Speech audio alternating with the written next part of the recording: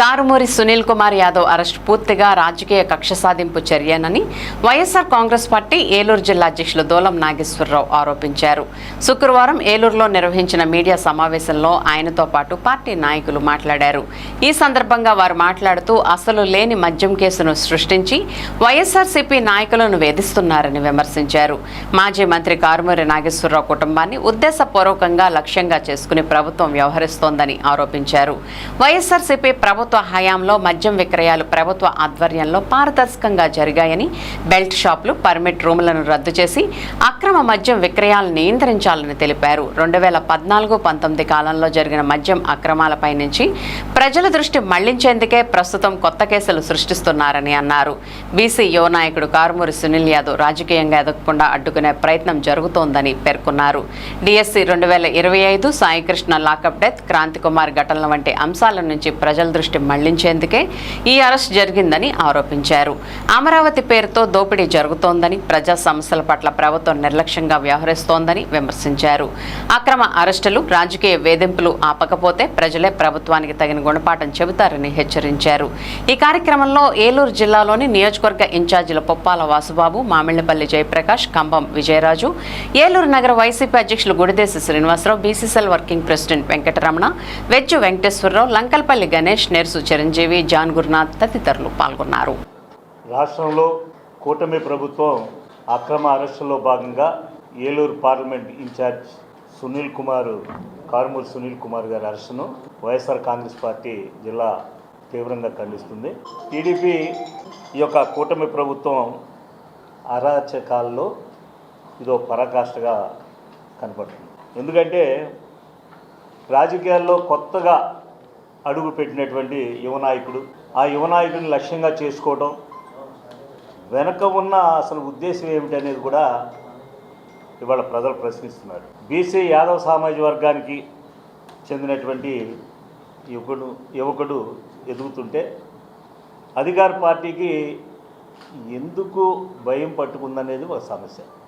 ఎంపీగానో లేకపోతే శాసనసభ్యుడిగానో లేడు, కేవలం కక్ష సాధింపుతో సునీల్ కుమార్ యాదవ్ను కూడా మరి నిన్న అరెస్ట్ చేయటం, ఏదో రకంగా భయపెట్టేటువంటి కార్యక్రమాలు చేస్తున్నారు. కనుక వీటన్నిటికి కూడా మేము సమాధానం ఒకటే, ఈ యొక్క కూటమి ప్రభుత్వం చేస్తున్నటువంటి అకృష్ట చేష్టలను ప్రతి విషయంలో కూడా ఖండిస్తాం.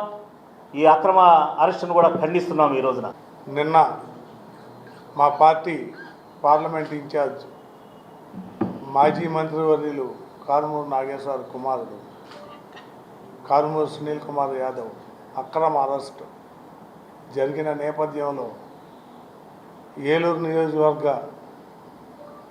కార్యవర్గం అలాగే ఏలూరు పార్లమెంటరీ కార్యవర్గం అందరూ కూడా దీన్ని తీవ్రంగా ఖండిస్తున్నాం.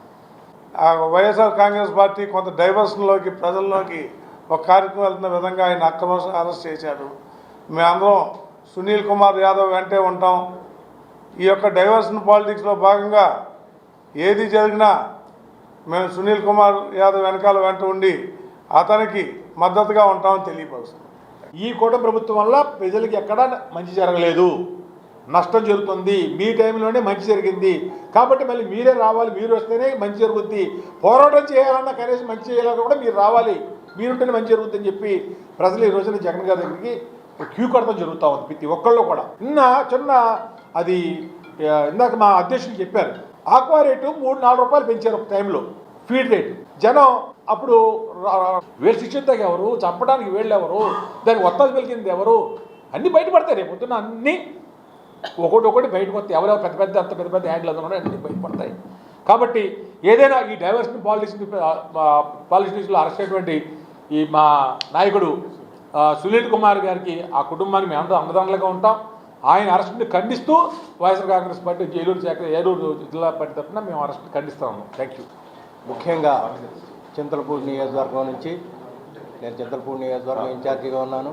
నిన్న ఈ అక్రమ అరెస్ట్ను చూసి చింతలపూడి నియోజకవర్గంలో బీసీ నాయకులు కొన్ని వందల మంది చాలా తీవ్రమైన దిగ్భ్రాంతిని వ్యక్తం చేసి, ముఖ్యంగా ప్రశ్నించే నాయకుల్ని, ముఖ్యంగా మా యువ నాయకుడు మరి ఈయన సునీల్ గారు ఎక్కడైతే అరాచకము అకృత్యాలు జరుగుతున్నాయి, వాటిలన్నింటినీ చక్కగా మీడియా పరంగా ప్రశ్నిస్తున్నారు కాబట్టి ఆయన మీద నిరాడంబరమైన నిరాధారమైన ఆరోపణలు చేస్తూ అరెస్ట్ చేశారు.